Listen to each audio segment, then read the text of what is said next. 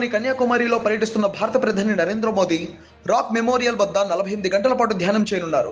నిన్న సాయంత్రం నుంచి సుదీర్ఘ ధ్యానంలో కూర్చున్నారు. నిన్న సాయంత్రం 6 గంటల 45 నిమిషాల సమయంలో మోదీ ధ్యానం ప్రారంభించారు. ధ్యానం టైంలో ప్రధాని కేవలం ద్రవ పదార్థాలను మాత్రమే స్వీకరిస్తున్నట్టు తెలుస్తోంది. కొబ్బరి నీళ్లు, ద్రాక్షరసం అందులో భాగంగా ఉంటాయని పేర్కొన్నాయి. ధ్యానం సమయంలో మోదీ మౌనంగా ఉంటారని, మెడిటేషన్ హాల్ నుంచి బయటకు రారని తెలిపాయి కేంద్ర వర్గాలు. ధ్యానం టైంలో కాషాయ దుస్తులు ధరించి కూర్చుని ఉన్న వీడియోలు ఇప్పుడు బయటకు వచ్చాయి.